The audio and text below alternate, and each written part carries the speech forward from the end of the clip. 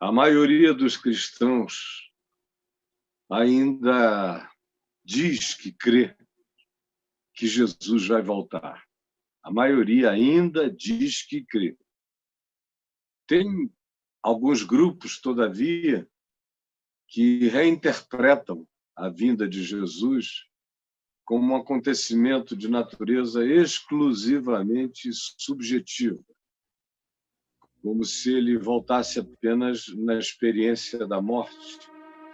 Claro que ele volta também e, sobretudo, todo dia na experiência da morte. A gente morre, a gente encontra o Senhor. O Senhor vem para a gente. O Senhor nos toma e nos leva para Ele. Mas quando Jesus falou da vinda do Filho do Homem, ele não estava especificamente se referindo ao fato de que quando os discípulos morressem, encontrariam com ele. Ele disse isso em outras circunstâncias, em outras ocasiões.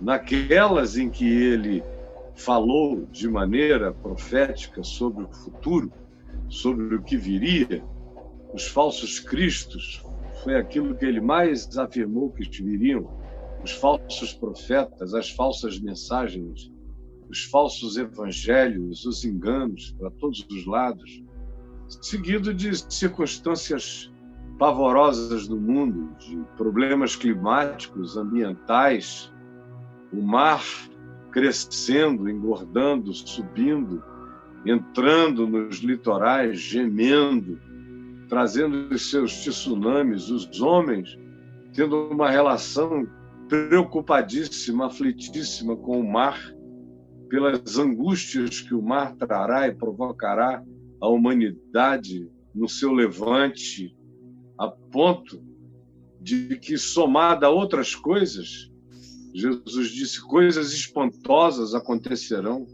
no céu, na terra, coisas inusitadas que ninguém nunca viu aparecerão, deixarão a humanidade num estado de perplexidade, de angústia, de desespero, a ponto de ele dizer que naqueles dias, por causa da conjuntura de angústia, os homens desmaiarão de terror pela expectativa. Olha só como é que tem uma ciência de previsão profética em curso, falando das coisas que ainda sobrevirão, porque um processo de encadeamento se estabelecerá e haverá aqueles que conseguirão, pela via científica, dizer o que virá por causa do encadeamento, que só tenderá a crescer, crescer, crescer,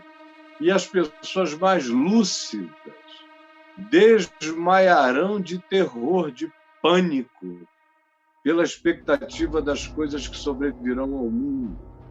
Enquanto isso, cataclismos, terremotos, a natureza em revolta, em gemido, a terra grávida pela presença do homem, pelo mal que ele faz ao chão da terra, à atmosfera da terra, às criações na terra, pela exploração horrorosa, satânica, como se uma horda de demônios tivesse invadido o planeta para destruí-lo, sendo que tais demônios é a própria civilização humana incontrolável, gananciosa, dirigida por indivíduos loucos, ensandecidos.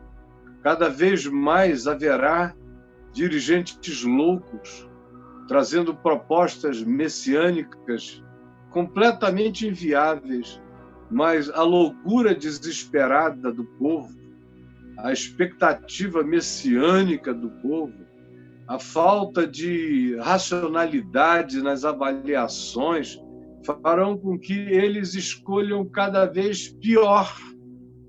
E o mundo sofre as consequências. Jesus disse que viriam pestes, pandemias. Eu digo pandemias porque as pestes que ele anunciou iriam atingir o mundo inteiro. Então, são pandemias na linguagem contemporânea que viriam pestes, todo tipo de doença, de insegurança física, o que vai gerar também redução por causa dos efeitos econômicos, redução de alimentação, de disponibilidade, de produção, de plantio, por causa das crises ecológicas, o chão e o clima não ficarão salubres para produções planejadas. Por isso, Jesus disse que haveria fome em muitos lugares da terra. Ele não disse que seria na terra toda, mas disse que seria em muitos lugares, bolsões, continentes gemendo de fome. Tudo isso. E depois disso, que voltaria o Filho do Homem com poder e grande glória, e que todo olho veria, e que os humanos se lamentariam, bateriam no peito por terem rejeitado a palavra e a promessa dessa visita salvadora por tantos anos. E aí, diante disso, surgem de maneira polarizada outras interpretações. Se tem aqueles que não creem mais, que cansaram, que acharam que esses 2000 anos já foram tempo demais de espera, e aí desistiram ou partiram para as interpretações subjetivistas dessa volta, isso de um lado. Do outro lado, tem aqueles que, numa obsessão extraordinária, falam da volta de Jesus e tentam criar um esquema que eles possam oferecer aos outros como uma espécie de manual de dicas sobre a segunda vinda do Senhor ao mundo.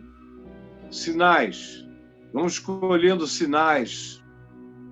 Quando eu me converti, os grandes sinais ainda eram os cataclismos terrestres. Naquele tempo estava em voga se discutir de dia e de noite, há quase 50 anos atrás, sobre a explosão demográfica, que era o grande vilão da humanidade naqueles dias. Só se falava disso cientificamente falando. A Terra não comportaria a quantidade de gente que aqui estava chegando, crescendo, que seria um horror extraordinário, como de fato, se tivesse continuado na mesma taxa de crescimento de antes, hoje já estava impossível. A humanidade, todavia, se apavorou e os índices de nascimento diminuíram expressivamente no mundo inteiro. Hoje, quando a gente vê que a Europa quase não tem mais filhos, 1 ponto alguma coisa, tem alguns países em déficit de filhos, e que são só os islâmicos que mais reproduzem, ou os pobres na Índia ou na África, a gente deve saber que isso, todavia, acontecia antes dos anos 70 no mundo inteiro. Essa explosão de gente, inclusive aqui no Brasil, a população vinha num ritmo de coelho. Aí houve muita propaganda para tentar planejar, para usar contraceptivo, planejamento familiar, e isso aconteceu como uma política internacional, estimulada inclusive pela ONU. Então, os índices de nascimento diminuíram, e isso deixou de ser um dos grandes sinais da volta do Senhor. Então, alguns grupos já vinham se concentrando em Israel. Depois de 1948, houve muitos teólogos e escatólogos pentecostais que começaram a olhar para Israel e dizer: Israel é o grande sinal da volta de Jesus. Aí leram as parábolas, a parábola da figueira, em Marcos especialmente. Depois que Jesus fala da volta dele e do fim da presente ordem de coisas, ele conta uma parábola. Ele diz: vede a figueira, e manda a gente ver que quando os seus frutos começam a aparecer, é porque é chegado o verão. Então Jesus disse: em verdade eu vos digo que não passará esta geração sem que tudo isso que eu acabei de falar aconteça. Aí pronto. Alguns disseram que essa contagem regressiva, profética, para o último dia, até a volta de Jesus, começava com esse grande milagre de Israel, depois de ter sobrevivido ao Holocausto, espalhado pelo mundo por 2000 anos, tenha conseguido voltar à terra original dos seus pais na Palestina e tenha conseguido, em lutas atrozes, estabelecer o Estado de Israel. Então, para muitos, isso se transformou no grande e maior sinal da volta do Senhor. E como Jesus, na parábola da figueira, disse: não passará esta geração sem que tudo isto aconteça, eles disseram: bom, ele está falando desta geração que vir o sinal maior. E aí interpretaram que a figueira era Israel e que o fruto da figueira tinha sido o estabelecimento do Estado de Israel. Portanto, como eles também consideravam que uma geração bíblica, de maneira bem cabalística, eles consideravam uma verdadeira cabala escatológica, que uma geração bíblica tinha que ter 40 anos, e aí eles vinham viajando pela Bíblia os 40 anos de tudo que tinha acontecido. Então concluíram que aquela geração que visse esse fruto não passaria antes que Jesus voltasse, não morreria. Como o fruto tinha sido arbitrariamente interpretado como Israel e não passará essa geração, que geração? A geração que tenha visto Israel voltar para a Palestina. Quando foi isso? Foi em 1948. Logo, temos 40 anos até Jesus voltar. Imagina só, 88 foi a data marcada. E eu já estava pregando há muito tempo para todo lado e dizendo: olha, Jesus pode voltar quando ele quiser voltar, mas em 1988 eu garanto a vocês que ele não volta. Só porque marcaram. Falei na televisão, falei para todo lado, era a rede nacional, falei para milhões de pessoas. Não botem a esperança nisso, é loucura, não é verdade. Aí veio 88 e Jesus não voltou. Aí foram marcando datas depois de 88. Marcaram já várias desde 88. A última vez que marcaram foi em 2012, baseado no calendário maia. Ou seja, os caras ficam loucos para marcar uma data e ter uma cronologia na mão que lhes assegure quando é que Jesus vai voltar.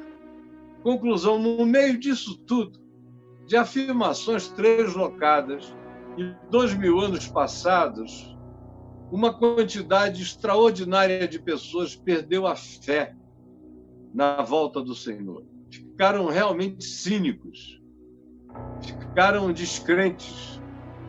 Se você falar isso, os mais acostumados à vivência religiosa sorriem num rabinho, num cantinho do olho, da boca. Você vê a descrença que se estabeleceu em grupos enormes de pessoas. Isso já não é mais levado em consideração. Mas quando é levado em consideração, Israel continua a ser o sinal dos sinais.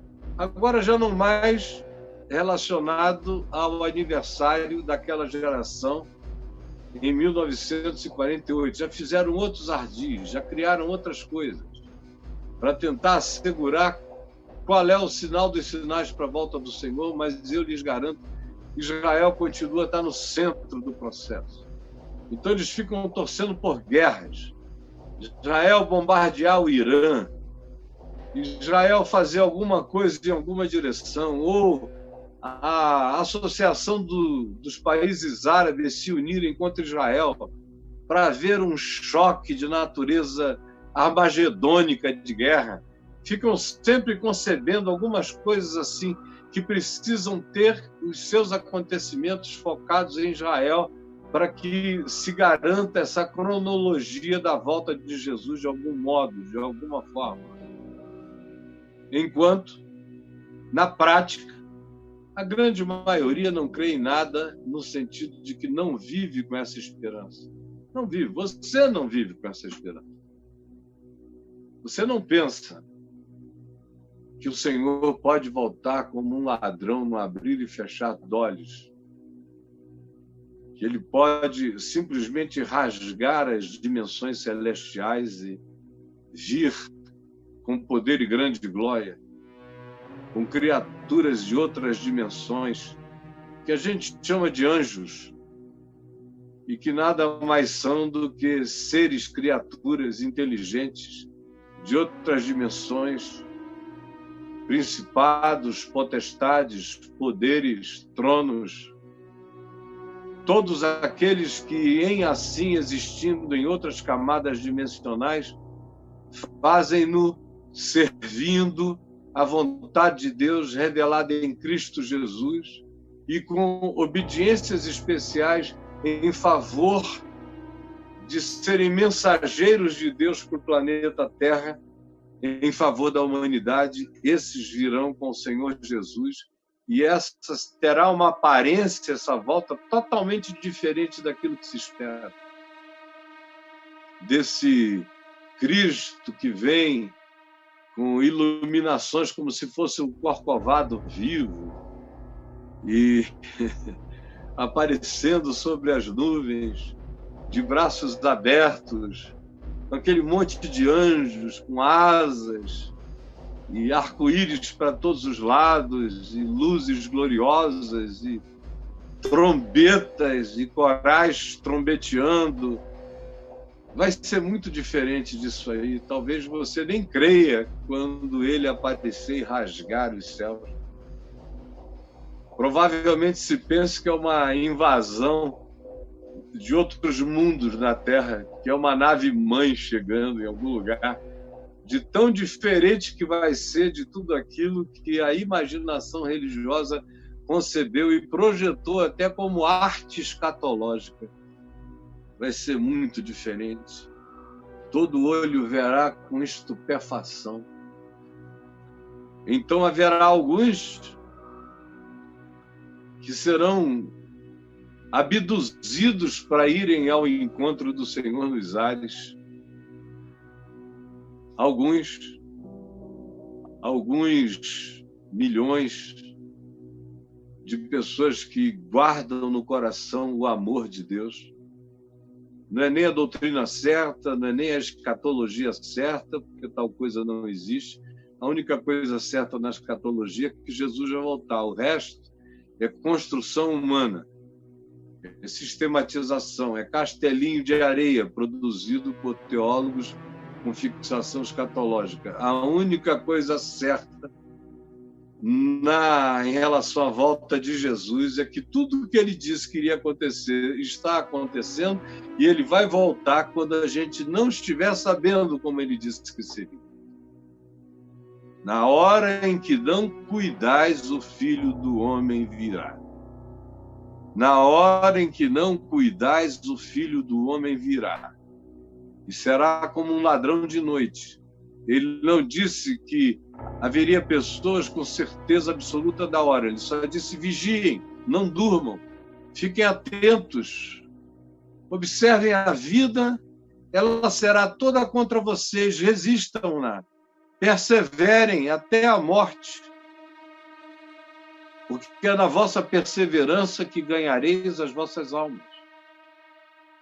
Será esse evangelho do reino pregado a todas as nações, pregado não como um esquema de chegar com o megafone e gritar o nome de Jesus lá, pregado no sentido de que nas entranhas daquela cultura o evangelho será percebido por muitos.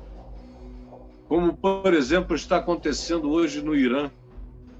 A igreja cristã que mais cresce no planeta está no Irã. Crescendo sem que ninguém tenha como pregar, crescendo subrepticiamente, crescendo em células que que parecem até células terroristas, mas são células esperancistas, são células amoristas, são células de acolhimento, onde pessoas se comunicam por código na rua. E essa igreja lá está crescendo a uma taxa de crescimento que nenhum outro grupo cristão no mundo livre, nem de longe, consegue acompanhar. Está crescendo. O evangelho está sendo pregado no Irã, por iranianos, para iranianos. E ninguém na indústria evangélica ou cristã, católica, no planeta, está conseguindo acompanhar isso, porque não é a presença estrangeira missionária que está produzindo tal coisa, é o Espírito Santo acordando iranianos para o Evangelho. E eles estão pregando em libras, em códigos, em mensagens secretas, se reunindo em casas, numa taxa de crescimento que não dá para acompanhar por ninguém aqui no Ocidente, mas está acontecendo. O Evangelho está sendo pregado no Irã, vai ser pregado em cada uma das nações da Terra por pessoas desses lugares, sem o alarde de contabilidade para fins de levantamento de fundo que o cristianismo faz no resto do mundo. A pretensão de alcançar pessoas em outras nações é uma coisa muito lucrativa. Lá no Irã, todavia, ninguém está precisando de dinheiro. Eles trabalham, eles são iranianos, eles vivem do que produzem e se comunicam uns com os outros, silenciosamente, com paciência, com códigos. E o Senhor os tem honrado nas reuniões que eles fazem escondidos, com sinais, com prodígios, com maravilhas, com curas, com respostas à oração, num ambiente onde dinheiro não existe, mamona não tem lugar, nem a fofoca. Não dá para fofocar num ambiente onde você pode ser morto a qualquer momento.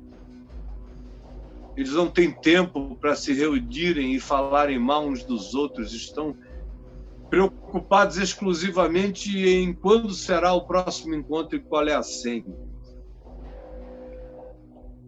Aí está acontecendo algo extraordinário, de nível apostólico, que o Ocidente nem está sabendo. É nesse espírito que o evangelho do reino será pregado a todas as nações. Isso vai acontecer, vai haver um engravidamento disso em cada nação da terra. E aí Jesus disse, então vocês chegarão, estarão se aproximando do tempo que a gente pode chamar de um tempo do fim.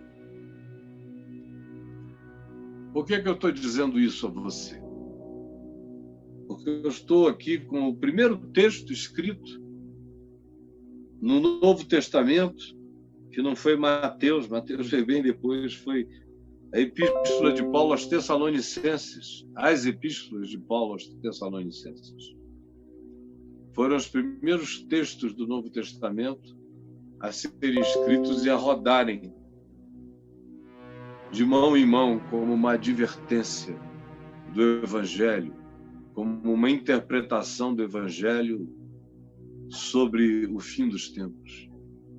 E aqui no capítulo 2, de 2 aos Tessalonicenses, Paulo diz assim, irmãos, no que diz respeito à vinda de nosso Senhor Jesus Cristo e à nossa reunião com Ele, nós vos exortamos que não vos demovais da vossa mente com facilidade.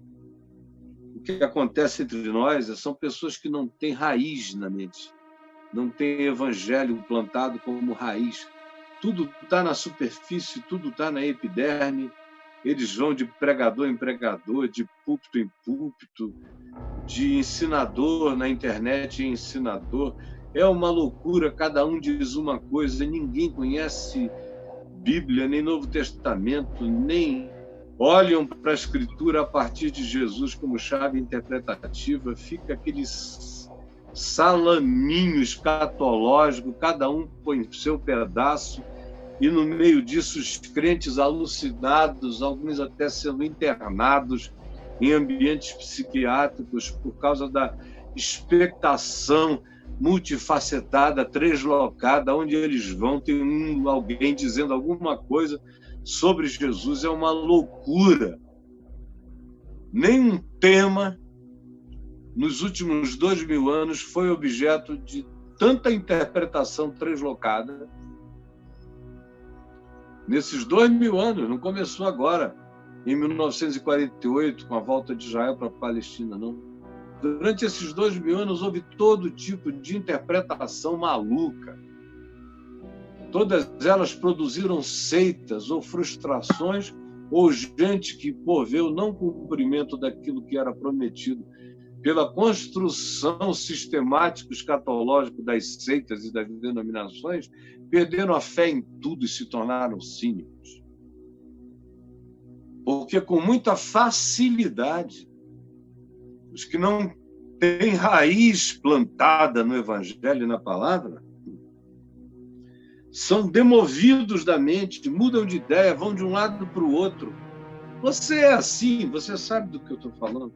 Quantas coisas você já fez, já mudou, já creu, já descreu, já se frustrou, já creu de novo. É uma maluquice. E Paulo adverte sobre a volta do Senhor e a nossa reunião com Ele, nós vos exortamos a que não vos demovais da vossa mente, não percam a esperança. E quem perde a esperança com facilidade, em geral, é aquele que não tem raiz, não tem consciência, não tem ancoragem no chão forte da promessa e da convicção, segundo o Evangelho, e tão somente segundo o Evangelho, e não as doutrinas dos homens. Não os livros de escatologia, de qualquer que seja a natureza. Você, por favor, dedique-se ao Evangelho e não a previsões e predições e profecias, pelo amor de Deus.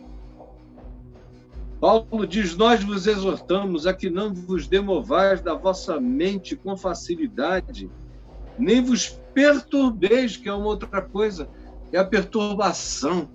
Tanta gente falando, e ainda as ameaças. Se você não estiver de um determinado modo, tem denominação que diz que se você não estiver vestido de uma determinada forma, se você estiver casado pela terceira vez, se você estiver em alguma situação, no entretenimento gostoso, se você estiver num festival de rock, veja só, se você estiver em qualquer coisa que não seja igreja, você vai ser deixado. De tão maluco que isso é, por isso, a quantidade de gente perturbada é enorme. As clínicas psiquiátricas estão lotadas, 70% da lotação é de crente perturbado, com a angústia do pecado contra o Espírito Santo e perturbado por causa da volta de Jesus.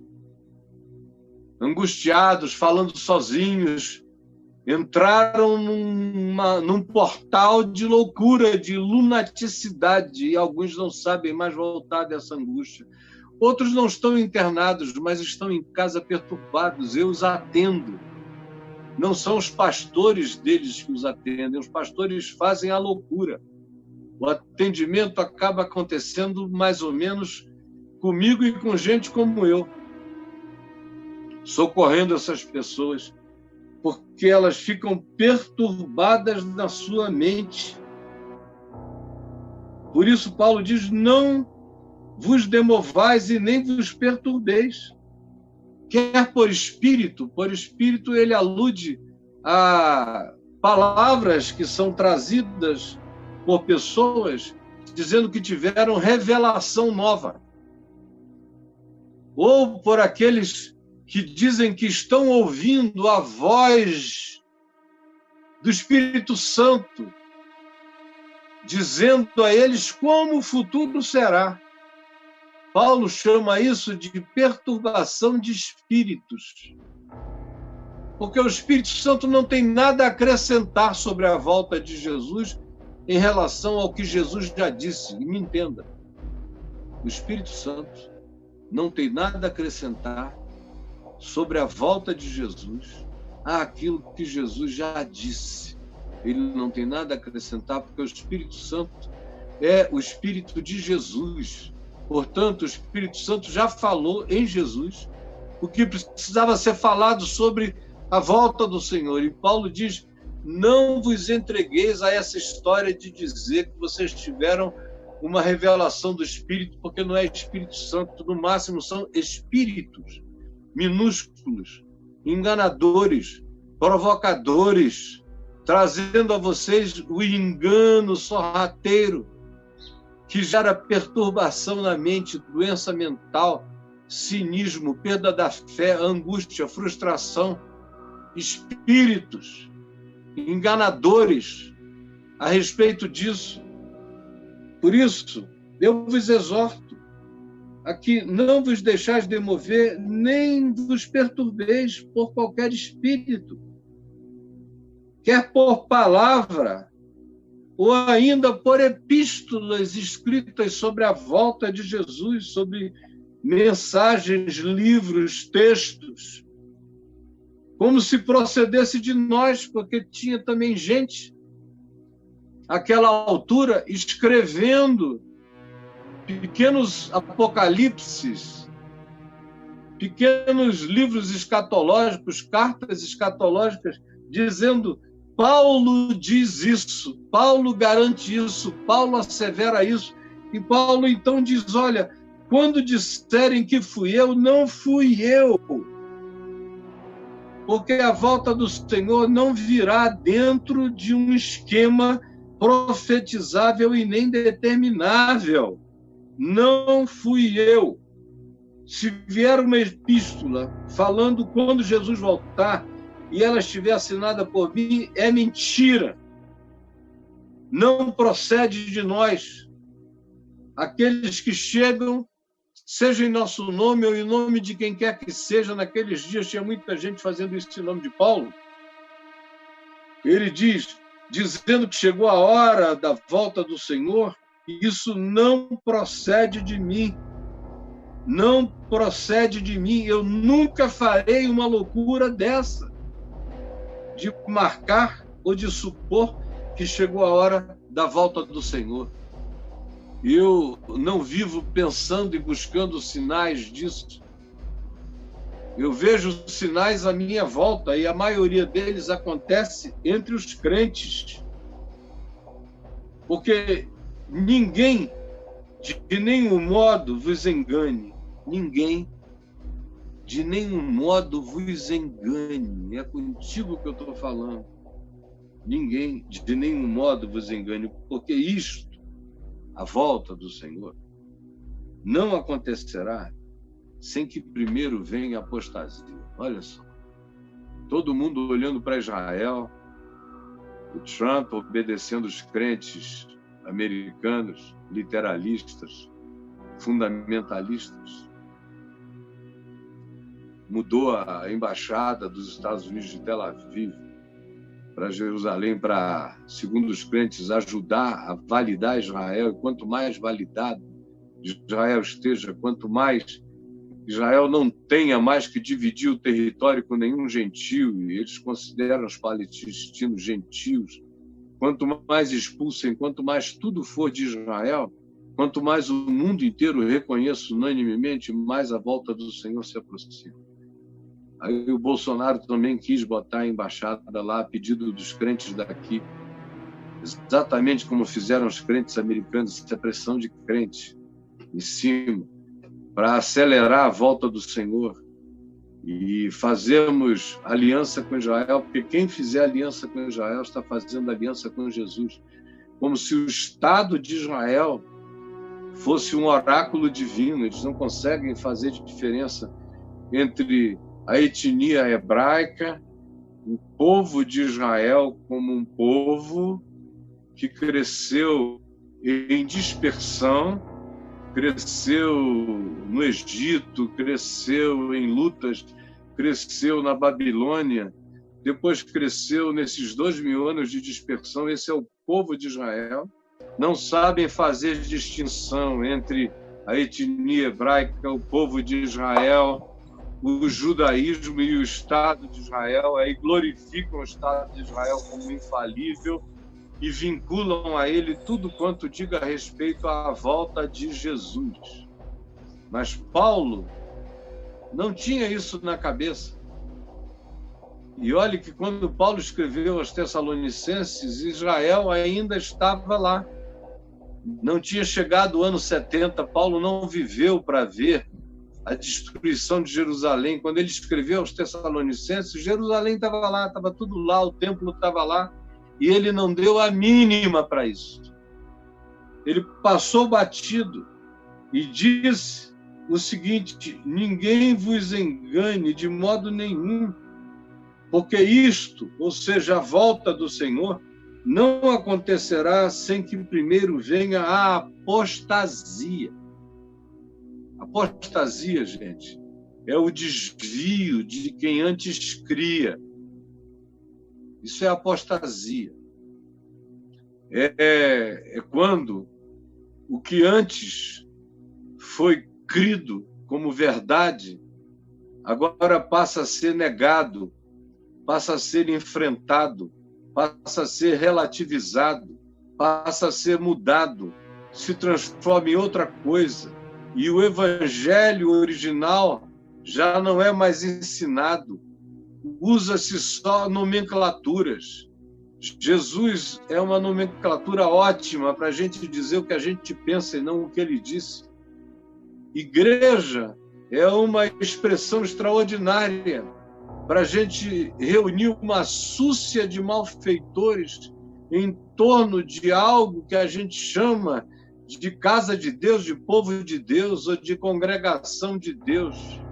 A Bíblia passa a ser um livro extraordinário que ninguém lê, que ninguém conhece, que ninguém sabe de nada, mas o cita convenientemente, tira, arranca do contexto coisas que não estão ditas, mas que isoladamente, editadamente, podem servir para produzir qualquer fake news em nome de Jesus, e não tem mais fake news na Terra sendo declaradas do que as fake news que são anunciadas em nome de Jesus como palavra de fé, mas que não passam de apostasia, de engano. E aí, me desculpe, nesse sentido, a apostasia já chegou. Ela vai piorar muito, mas ela já chegou. Tem gente, para não irmos no mundo inteiro, citando pessoas que eu conheço pessoalmente e que hoje não creem mais na volta do Senhor, ou outras que creem na volta do Senhor de uma maneira totalmente aprisionada ao esquema humano como esse, de fazer do Estado de Israel e da bandeira de Israel e de tudo que diga a respeito a Israel o sinal dos sinais da volta do Senhor, e pior do que isso, dizendo que quem não estiver completamente aliado ao Estado de Israel está contra Jesus. O que é outra loucura, porque Paulo não estava alinhado com Israel.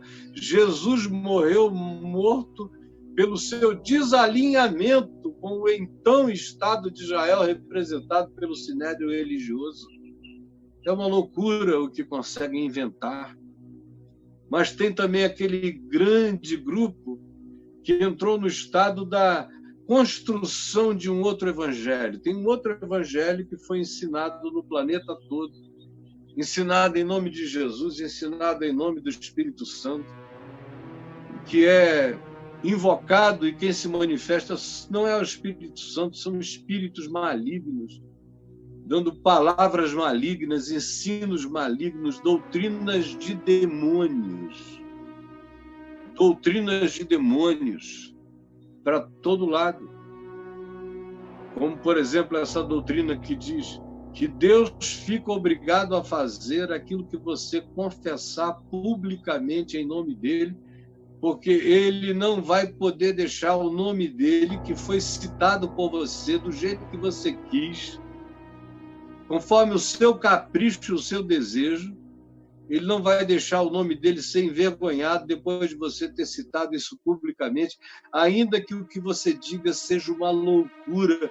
Ele está obrigado a honrar o que você falou em nome dele, para ele não ficar mal na história.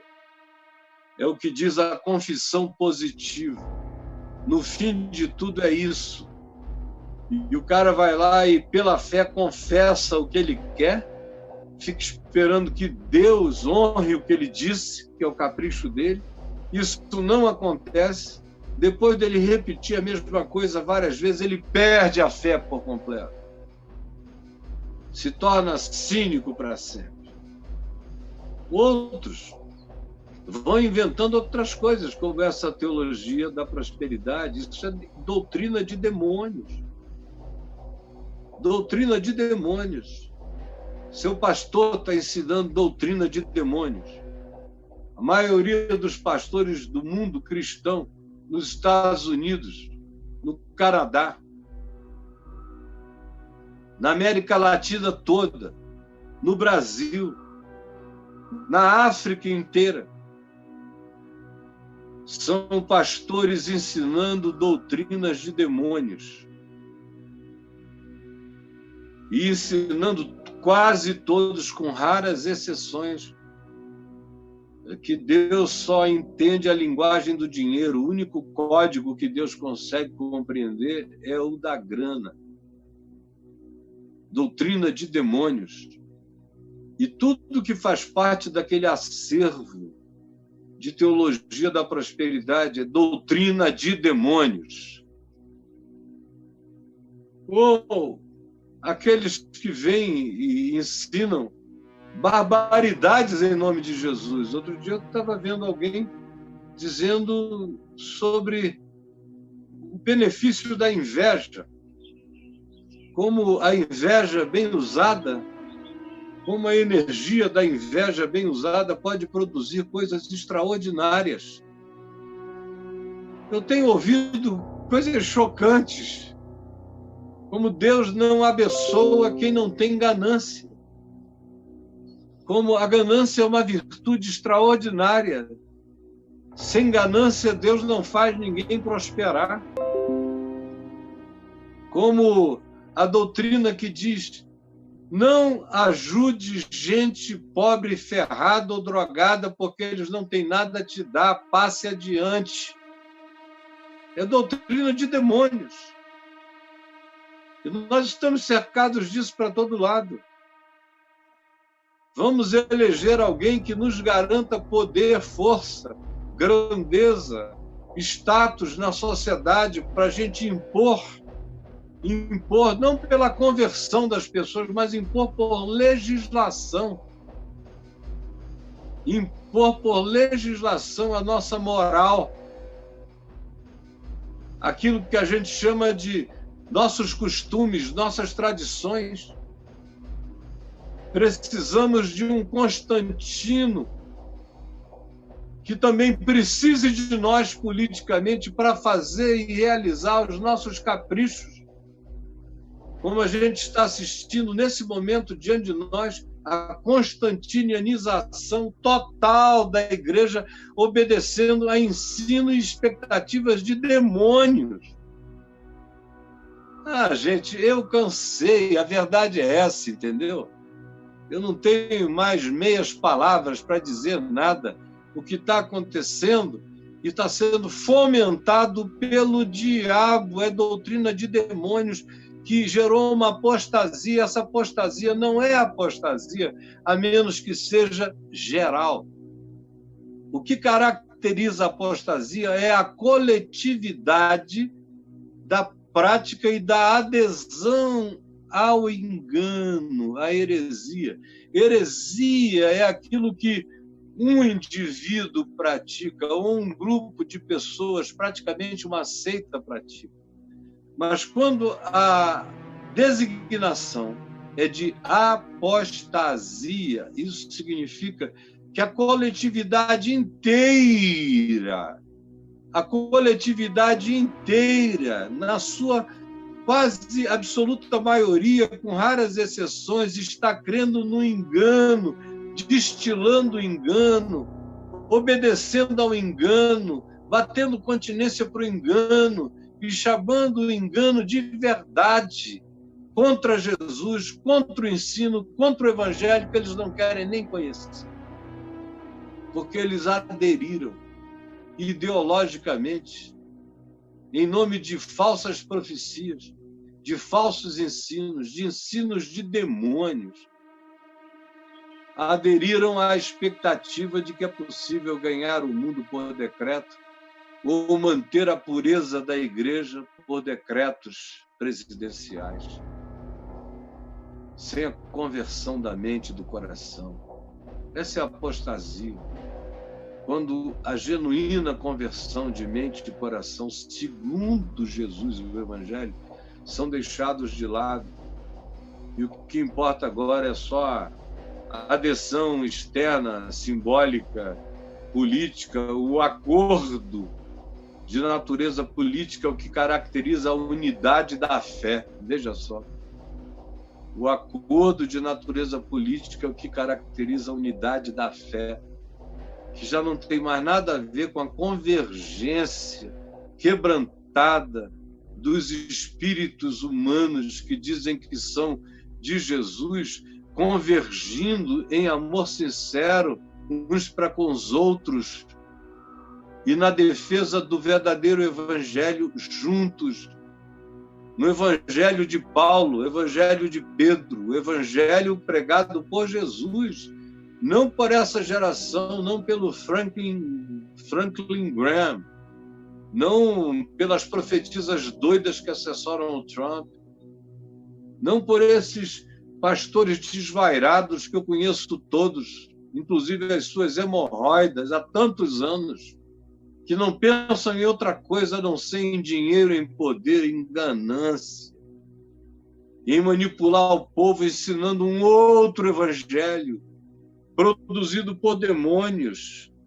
Isso é apostasia, não é heresia. Heresia é o que acontece ao indivíduo, ou a um grupo pequeno de pessoas. Aqui é o que acontece a todos. E Jesus disse, Paulo disse que Jesus não vai voltar até que tudo quanto se chama cristão na Terra tenha se transformado em algo anti-evangélico, anticristão no planeta. Nós ainda temos alguns remanescentes que não dobraram os joelhos a essa apostasia, mas a apostasia não para de crescer. Esse é o grande sinal, de acordo com Paulo. De acordo com Paulo, não estava preocupado com Israel, nem sabia se Israel iria ser disperso nem quando. Tinha uma ideia, ele diz aos romanos, antes de morrer, ele diz aos romanos, no capítulo 13, que, aliás, no capítulo 11, e que aconteceriam coisas a Israel, que Israel seria disperso por todos os lugares até que o tempo dos gentios se completasse.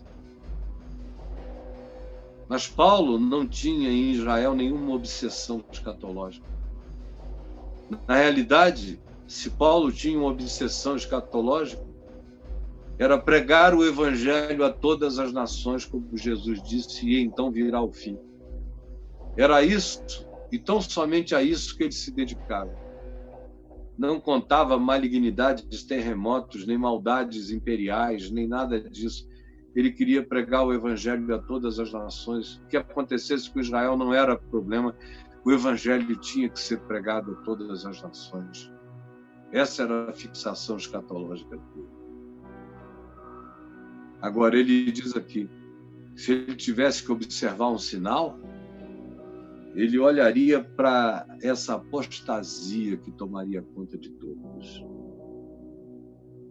Então, depois disso, será revelado o homem da iniquidade, o filho da perdição, o qual se opõe e se levanta contra tudo que se chama Deus, o objeto de culto, a ponto de assentar-se no santuário de Deus, ostentando-se como se fosse o próprio Deus. Aí tem gente que diz que por causa disso, esse famoso anticristo, o homem da iniquidade, aqui dito, jamais seria um cristão. Não, é o contrário. Tem uma chance enorme de que esse cara seja um cristão, por isso é que se o chama de anticristo. E João, na primeira epístola dele, diz sobre os anticristos que prenunciavam o anticristo, que eles saíram do meio de nós, eram dos nossos e saíram do meio de nós e entraram na apostasia tão grande que existe uma chance extraordinária desse anticristo ser um cristão absolutamente desvairado e, por ser cristão, venha contar com o fisiologismo apóstata da igreja apóstata para abençoá-lo, como diz o Apocalipse, capítulo 13, como faz o falso profeta abençoando a besta política, dominadora de todos os povos da terra. E ele cumpre aquilo que muitos cristãos que embarcaram nessa apostasia desejam. É que alguém represente o cristianismo como se fosse o próprio Cristo, assentado no trono de poder do mundo, conforme o paradigma de Constantino, que era um imperador romano, foi considerado, chamado o 13º apóstolo de Cristo, assentado no trono, como se fosse o próprio Deus, determinando a definição de Deus, os encontros dos teólogos e bispos para definirem a anatomia de Deus, para definirem um monte de coisas acerca de Deus. Só que agora, Constantino vai ser um gandula, um tolinho de creche perto do que vem por aí. E eu digo a vocês, com a adesão maciça da apostasia da igreja sem Deus e sem Cristo, abençoará o homem da iniquidade. E ele se manifestará contra tudo que é de Deus. Contra o que não é de Deus, mas carrega a cultura de ser objetos, por exemplo. Deus não é Deus de objetos, mas ele vai desconstruir tudo e vai estabelecer com base nessas apostasias aquilo que não é Deus. Ele próprio não o é, e o que ele diz é anti-evangelho, é anti-Deus, mas a maioria dos apóstatas dirá amém e dará apoio. Aí Paulo diz, e vocês querem saber por que ele não se manifesta agora? É interessante, quando Paulo escreveu isso, quem estava no poder tinha uma pinta enorme de anticristo em Roma. Ele escreveu isso sob Calígula, provavelmente. Ou se não foi sob Calígula, anteriormente teria sido sob Tibério, Calígula, o Cláudio ou Nero, mas Nero foi sob quem ele veio a morrer decapitado. Então a gente está aqui provavelmente numa carta produzida no tempo em que o louco Calígula, absolutamente louco, é que vocês não conhecem a história, provavelmente, embora ela esteja aí para qualquer um acessar. Ele pergunta, então, e agora? E agora? Por que ele não se manifesta? É a pergunta que ele responde. Por que essa malignidade não estoura logo de vez em cima da gente? Já havia muita apostasia, mas estava longe de chegar à apostasia absoluta. Paulo nem de longe viveu num mundo cristão tão tosco, tão perverso, tão desumano, tão maligno, como este atual mundo cristão faria Paulo entrar em estado de escândalo, chocado. Porque a coisa está horrorosa. Só não enxerga quem não conhece a pureza do Evangelho. Está horrível. E ele diz, e agora sabeis o que o detém. Ele diz, existe um poder detendo a manifestação disso. E esse poder, obviamente, é a presença do Espírito Santo na vida daqueles que sustentam o testemunho puro, simples, verdadeiro do Evangelho no mundo. Por incrível que pareça, é esse remanescente, cheio do Espírito Santo, anunciando o Evangelho puro e simples na terra. Esse pequenino rebanho tem, todavia, como disse Deus a Jeremias, um poder invisível extraordinário no mundo espiritual que ainda detém. Eu sei que o que eu estou dizendo aqui, como evangelho puro, se Paulo estivesse aí em algum lugar me ouvindo, ele ia estar gritando aleluia. Essa é a palavra. Pedro também, os apóstolos todos, Jesus está comigo. Eu estou falando o evangelho.